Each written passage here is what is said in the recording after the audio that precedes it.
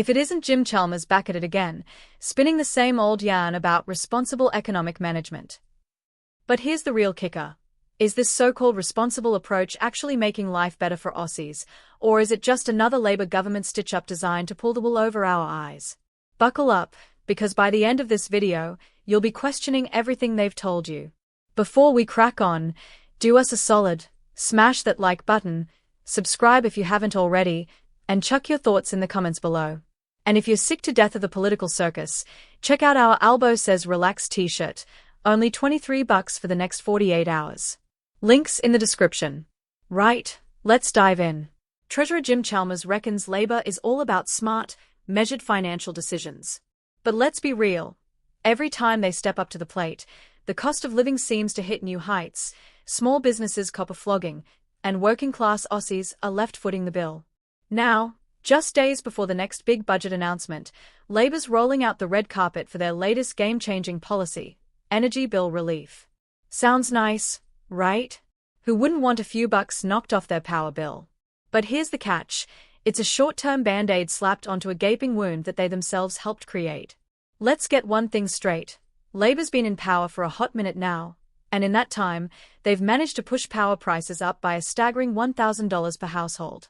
And now, just in time for election season, they are dangling a measly $150 rebate like it's some sort of golden ticket. Are they serious? Do they think we are mugs? Chalmers reckons this is hip pocket relief. But let's be honest, it's nothing but an election bribe dressed up as economic policy. They'll chuck you a bone now, only to rip it away once they've secured your vote. Classic Labour. And let's not forget the big promise from the 2022 election. Remember when they swore up and down that your power bill would be slashed by $275? Well, surprise, surprise, it never happened. Now, instead of admitting they've failed spectacularly, they are scrambling to cover up their broken promises with yet another taxpayer-funded solution. But wait, it gets worse. Chalmers and his mates are bragging about a stunning turnaround in the budget, $200 billion in improvements, they say. Sounds impressive, but what they won't tell you is that most of that was achieved through sneaky tax hikes and brutal spending cuts in areas that actually matter. They've been slashing funding to essential services, whacking small businesses with more red tape, and letting inflation run riot while pretending they've got everything under control. But hey, as long as they can throw a few handouts around and claim they are helping, they reckon they can fool the average punter.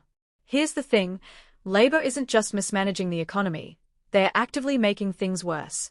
They talk a big game about reducing inflation, but anyone who's stepped foot in a grocery store lately knows that prices are still skyrocketing. And don't even get me started on housing. Good luck finding an affordable rental, let alone buying your own home, while these clowns are in charge. Then there's the bulk billing fiasco.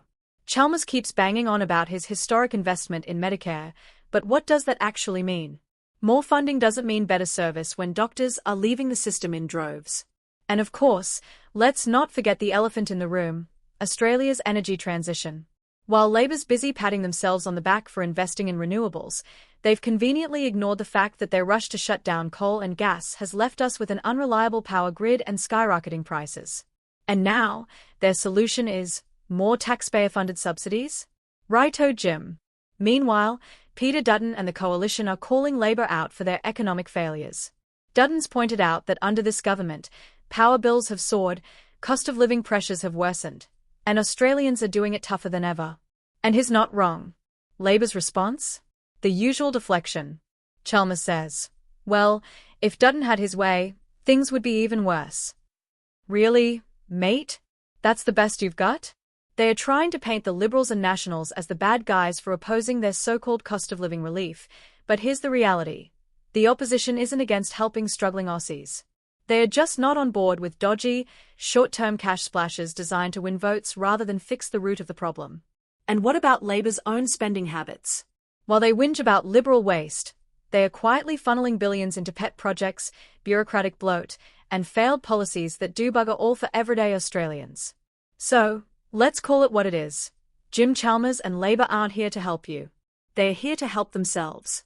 They are spinning numbers, cooking up last-minute handouts, and banking on voters being too distracted by their own financial struggles to notice what's really going on.